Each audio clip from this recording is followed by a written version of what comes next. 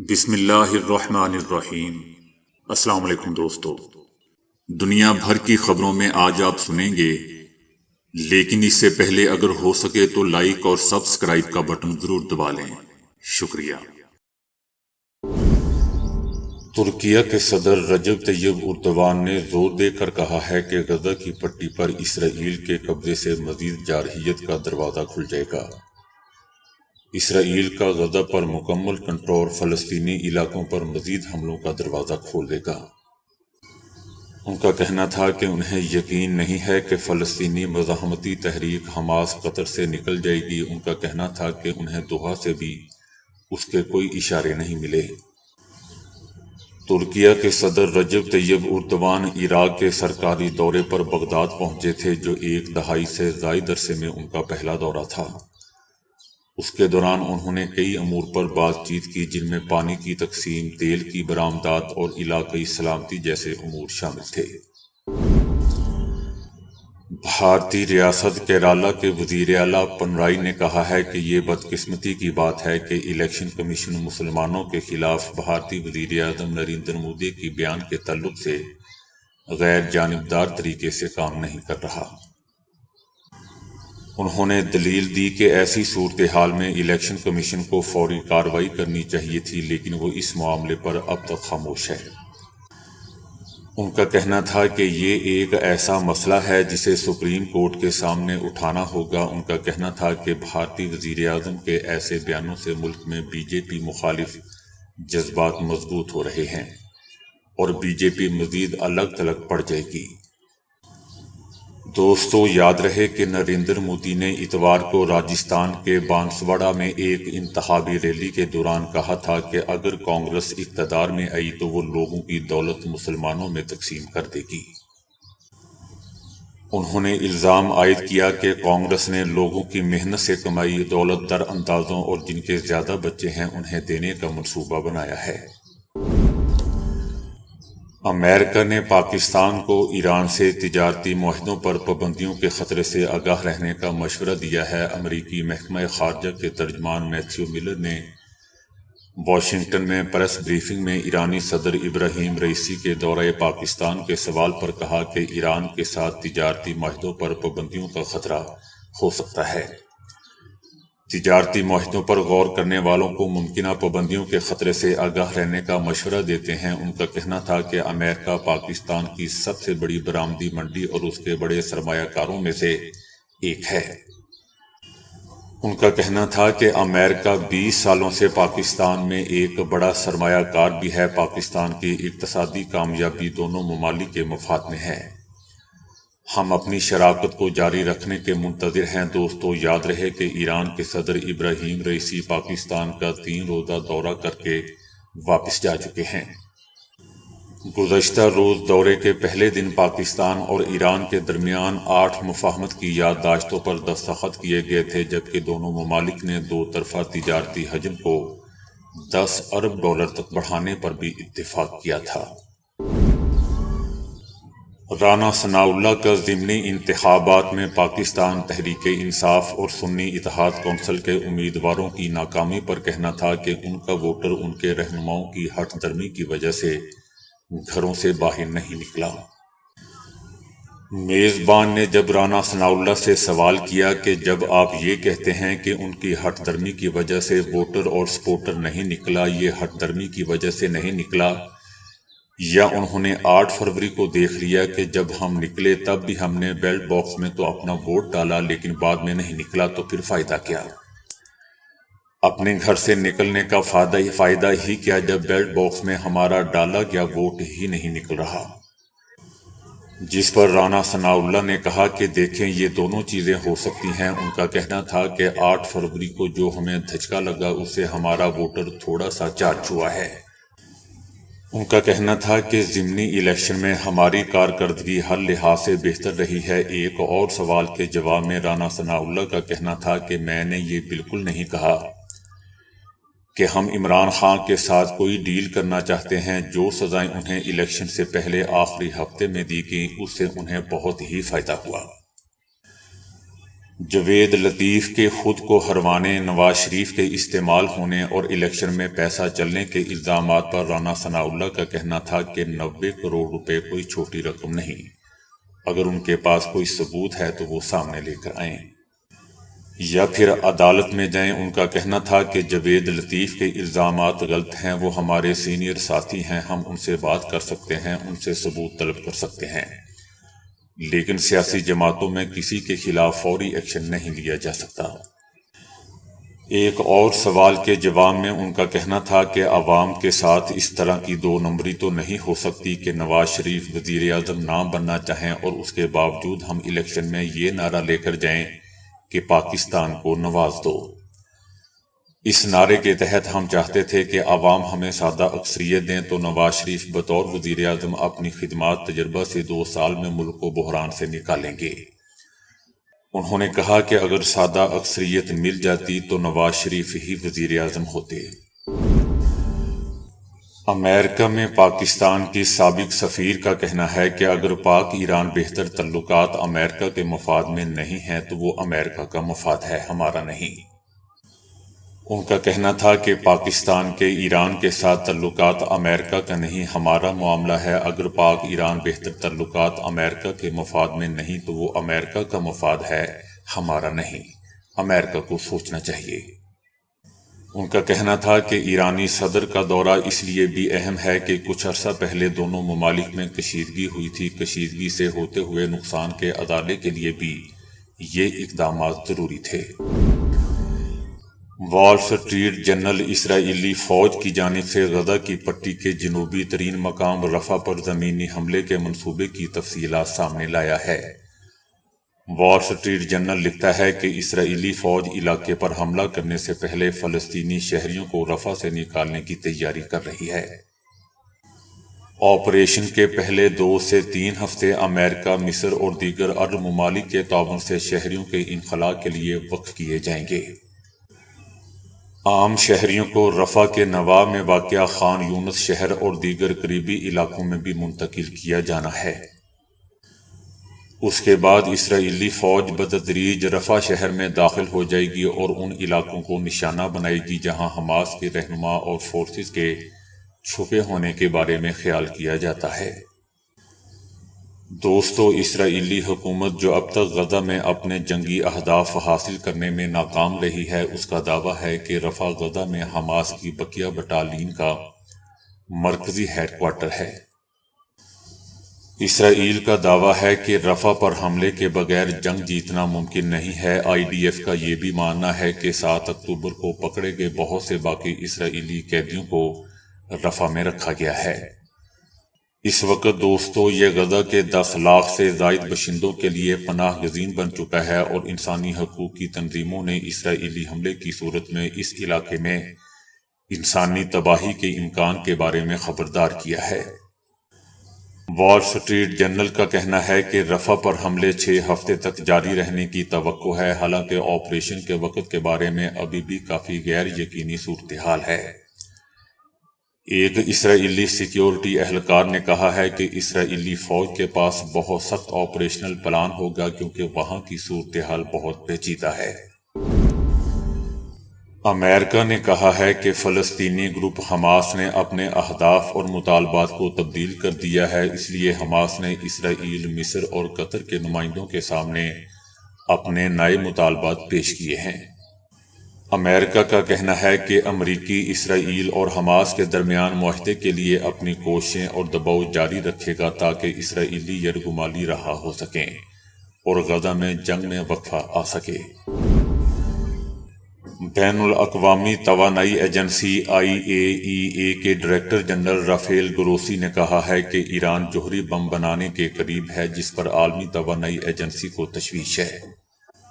ان کا کہنا تھا کہ یورینیم کی افزودگی اور ایران کی جوہری تنصیبات تک بین الاقوامی معائنہ کاروں کی رسائی کی کمی نے اس کی جوہری سرگرمیوں کے بارے میں خدشات کو جنم دیا ہے۔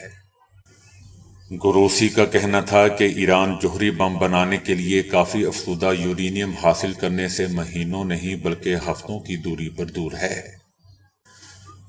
انٹرنیشنل اٹامک انرجی ایجنسی کے ڈائریکٹر جنرل نے وضاحت کی کہ اگرچہ یورینیم کی افسودگی کو فوجی سطح تک پہنچانا ایک تشویشناک بات ہے، لیکن اس سے یہ نتیجہ اخذ نہیں کیا جا سکتا کہ ایران کے پاس اس وقت جوہری ہتھیار موجود ہے۔ گروسی کا کہنا تھا کہ اس سلسلے میں ایران کے اہداف واضح نہیں ہے اور صرف قیاس ہی کیا جا سکتا ہے۔ دوستو، یاد رہے کہ ایران نے دعویٰ کیا ہے کہ وہ جوہری ہتھیار نہیں بنانا چاہتے۔ ان کا کہنا ہے کہ اگر معاہدے کے تمام فریق اپنی ذمہ داریاں پوری کرنے کے لیے واپس آ جائیں تو جوہری معاہدے کی پاسداری کے لیے تیار ہیں۔ یاد رہے کہ ٹرمپ انتظامیہ کی جانب سے 2018 میں جوہری معاہدے سے دستبرداری کے بعد اسے ایک برا معاہدہ قرار دیتے ہوئے واشنگٹن یعنی امریکہ نے ایران پر سخت پابندیاں عائد کر دی تھیں۔ چیئرمین پی ٹی آئی گوہر علی خان نے کہا ہے کہ پنجاب میں پہلے سے بیلٹ باکس بھرے ہوئے تھے اور جو لوگوں نے دیکھے یہ پہلے سے طے شدہ نتیجے تھے۔ گوہر خان کا کہنا تھا کہ عمران خان نے ضمنی انتخابات نتائج پر حیرانگی کا اظہار کیا ہے۔ ان کا کہنا تھا کہ عمران خان نے مطالبہ کیا ہے کہ کمیشن بنا کر فارم 45 پر تحقیقات کرتے تو ضمنی انتخابات میں دھاندلی نہ ہوتی۔ چیف جسٹس کو یاد دہانی کرانا چاہتے ہیں۔ الیکشن کمیشن پر پٹیشن دائر کی لیکن نہیں سنی گئی۔ ان کا کہنا تھا کہ الیکشن کا عملہ خود کہہ رہا ہے کہ بیلٹ باکس پہلے سے بھرے ہوئے تھے، عوام جس کو ووٹ دیں وہ نمائندہ پارلیمنٹ میں بیٹھے اور سپریم کورٹ ہمارے ریزرو سیٹوں کی پٹیشن سنے۔ ان کا مزید کہنا تھا کہ 190 ملین پاؤنڈ کیس میں 21 گواہ مکمل ہو چکے ہیں اور اس کیس میں جلد از جلد عمران خان کو سزا دلوائی جائے گی، لیکن اعلیٰ عدلیہ میں یہ کیس بھی سیاسی بنیادوں پر بنا ہوا ثابت ہوگا۔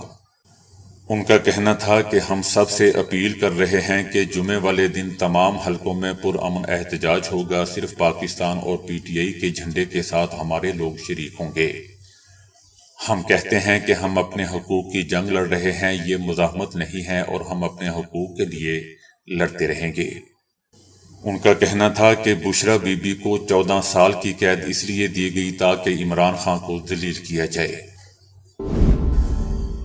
مسجد اقصی میں قربانی کی رسم کی ادائیگی کے لیے دمبے اور بکروں کو چھپا کر مسجد اقصی لے جانے کی کوشش کے دوران 13 انتہا پسند یہودیوں کو گرفتار کر لیا گیا۔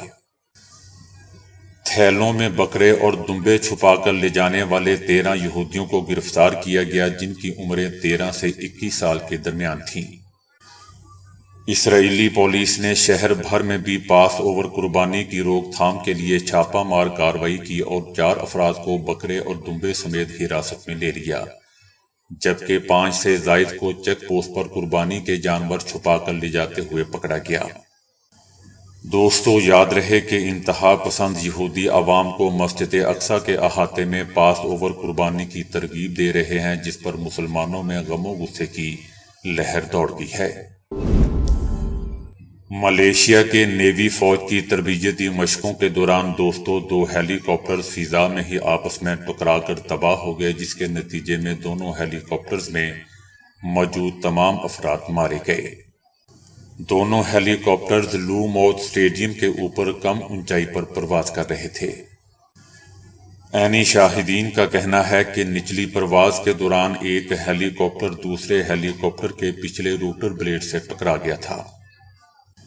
امدادی کاموں کے دوران ملبے سے 10 باڈیز برآمد ہوئی ہیں، جبکہ ملائیشیا کی بحریہ کے ترجمان کی جانب سے جاری بیان میں کہا گیا ہے کہ واقعہ کی تحقیقات کے لیے انکوائری کمیٹی تشکیل دے دی گئی ہے۔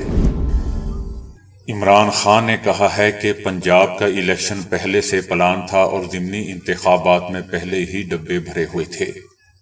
عمران خان کا کہنا تھا کہ جمہوریت قانون کی بالادستی اور فری اینڈ فیئر الیکشن پر کھڑی ہوتی ہے، مگر یہاں جنگل کا قانون ہے۔ پنجاب کے ضمنی الیکشن میں پولیس نے مداخلت کی، پنجاب کا ضمنی الیکشن پولیس نے لڑا ہے، جبکہ خیبر پختونخوا میں بھی الیکشن ہوئے ہیں، پولیس نے کہیں کوئی FIR نہیں کاٹی اور نہ ہی دھاندلی ہوئی۔ ان کا کہنا تھا کہ ملک میں کوئی جمہوریت نہیں ہے، یہ 8 فروری سے ڈرے ہوئے تھے۔ عمران خان کا کہنا تھا کہ سپریم کورٹ میں بھی ہماری پٹیشن اس لیے نہیں سنی گئی کہ وہ بھی پی ٹی آئی کے کرش ہونے کا انتظار کر رہے تھے۔ ان کا کہنا تھا کہ پی ٹی آئی کا نام و نشان ختم کرنے کے لیے ہر حربہ استعمال کیا گیا، ملک میں اخلاقیات کو ختم کر کے اکثریت کو اقلیت میں تبدیل کر دیا گیا۔ ملک میں ادارے آئینی طور پر نہیں چل رہے، صرف طاقتور کی حکمرانی ہے۔ بیرون ملک مقیم پاکستانی سرمایہ کاری کریں تو آئی ایم ایف کی ضرورت نہیں پڑے گی۔ بیرون ملک مقیم پاکستانی یہاں پیسہ اس لیے نہیں لگاتا کہ اس کو کوئی تحفظ حاصل نہیں ہے۔ عمران خان کا کہنا تھا کہ مجھ سے ڈیل کی، نہ کسی نے کوئی بات کی، نہ کوئی پیغام آیا۔ سوال یہ ہے کہ وہ مجھ سے کس بات پر ڈیل کریں گے۔ 8 فروری کو جب لوگ ایک طرف کھڑے ہو گئے تو وہ وقت تھا بات کرنے کا۔ ملک کی عوام ایک طرف کھڑی ہو جائے تو کیا اسے کوئی جیت سکتا ہے؟ عمران خان کا کہنا تھا کہ میری بیوی کا سیاست سے کوئی تعلق نہیں، لیکن اسے سزا دلوا کر ایک کمرے میں بند کر دیا گیا ہے۔ میری تینوں بہنوں کے خلاف مقدمات درج کیے گئے۔ مریم نواز اور بے نظیر سیاستدان ہیں، مگر میری اہلیہ کا سیاست سے کوئی تعلق نہیں ہے۔ جاپان میں سیاحت کے حوالے سے کئی پرکشش مقامات ہیں، تاہم کچھ ایسے مندر بھی سیاحوں کی توجہ کا مرکز بنے رہتے ہیں جن کے اندر بدھ مت کے ان راہبوں کی حنوط شدہ باڈیز پڑی ہیں جنہیں نروان پانے کے لیے موت کو گلے لگا لیا۔ یہ تاریخی مندر شمالی جاپان کے مختلف علاقوں میں موجود ہیں۔ ان میں 16 راہبوں کی باڈیز موجود ہیں جنہوں نے نروان پانے اور امر ہونے کے لیے اس قدر دھیان لگایا کہ فاقے سے موت کے منہ میں چلے گئے۔ ان راہبوں کی باڈیز آج بھی اسی حالت میں موجود ہے جس حالت میں ان کی موت ہوئی تھی۔ ان میں سے ایک 9ویں صدی عیسوی کا راہبر کوکئی بھی ہے جس کے بارے میں اس کے پیروکاروں کا عقیدہ ہے کہ وہ 50 لاکھ سال بعد موت کو دھوکہ دے کر واپس زندگی کی طرف لوٹ آئے گا۔ کہا جاتا ہے کہ جو راہب بھی اس طریقے سے خود کو موت کے منہ میں لے جاتا تھا وہ پہلے 3 سال صرف خشک میوہ جات پر زندگی گزارتا تھا۔ 3 سال کے بعد وہ ہر چیز سے منہ موڑ لیتا اور دھیان لگائے فاقے سے اس دنیا سے رخصت ہو جاتا۔ صدیوں سے مقناطیس کو مختلف انداز میں بعض بیماریوں کے علاج کے لیے استعمال کیا جا رہا ہے۔ مقناطیس کی ابتدائی شکل پتھر کی سی ہوتی ہے، چنانچہ اسے آغاز میں اپنی پتھر کی شکل میں استعمال کیا جاتا تھا۔ قدیم یونانی اسے لارڈ سٹون کہا کرتے تھے اور ان پتھروں کو بعض بیماریوں کے علاج کے لیے استعمال کرتے تھے۔ وہ اس کو زیادہ تر خون کو روکنے اور جوڑوں کے درد کے علاج کے لیے استعمال کرتے تھے۔ اس کے علاوہ بالوں کو گرنے سے روکنے کے لیے اور زخموں کو جراثیموں سے بچانے کے لیے بھی اس کو استعمال میں لاتے تھے۔ زمانہ قدیم کے معالجوں کا خیال تھا کہ خون میں مقناطیسی توانائی ہوتی ہے اور جب اس کی قوت میں کمی آ جاتی ہے یا یہ قوت کسی دوسری جگہ منتقل ہو جاتی ہے تو انسان بیمار پڑ جاتا ہے۔ امریکہ میں پرانے قدیم لوگ اپنے ساتھ ہر وقت مقناطیس رکھتے تھے تاکہ معالج کی ضرورت کو کم کیا جا سکے، کیونکہ معالج ان دنوں بہت مشکل سے ملتے تھے۔ امریکہ میں آج بھی مقناطیس استعمال ہوتے ہیں، اگرچہ ماضی کی طرح اسے ہر وقت اپنے ساتھ رکھنے کا رواج کم ہو چکا ہے، لیکن اب بھی اسے مختلف تکالیف کے علاج کے لیے استعمال کیا جاتا ہے۔ مثلاً پاؤں میں درد ہو تو مقناطیس کو جوتے کے تلوے میں رکھا جاتا ہے، جس میں مجموعی صحت کو بہتر رکھنے کے لیے مقناطیس کو بستر کے گدوں میں رکھا جاتا ہے، اور اسی طرح پانی میں سفر سے چکر آنے کی صورت میں اسے جسم کے پریشر پوائنٹس پر مثلاً کلائی پر کڑے کی صورت میں پہن لیا جاتا ہے۔ اسی طرح لوگ جگر اور گردے کی بیماریوں، کمر کے درد اور کئی دوسری تکلیفوں کے علاج کے لیے مقناطیس کے استعمال کو مفید سمجھتے ہیں۔ ڈاکٹر اینڈریو ویل، جو متبادل ادویات سے علاج کے ایک ماہر ہیں، کہتے ہیں کہ یہ طریقہ علاج مقبول تو ہے، لیکن یہ کیا واقعی فائدہ مند بھی ہے، کوئی بھی یقین سے نہیں کہہ سکتا۔ ڈاکٹر ویل کہتے ہیں کہ مقناطیس کو اکثر اوقات ہسپتالوں میں استعمال کیا جاتا ہے، مثلاً اسے MRI مشینوں میں استعمال کیا جاتا ہے اور اس کی لہروں کی مدد سے ڈاکٹر مریض کے جسم کے اندرونی حصوں کا معائنہ کر سکتے ہیں، اور بعض اوقات اسے ہڈیوں کی بیماری کے تیز تر علاج کے لیے بھی استعمال کیا جاتا ہے۔ تاہم ماہرین کا کہنا ہے کہ ہر قسم کی دوا کے استعمال میں خطرات موجود ہوتے ہیں اور کسی بھی دوا کے استعمال سے پہلے معالج یا ڈاکٹر سے مشورہ ضروری ہے۔ تو دوستو، ابھی کے لیے اتنا ہی۔ ویڈیو کو لائک اور شیئر کرنے کا بہت بہت شکریہ۔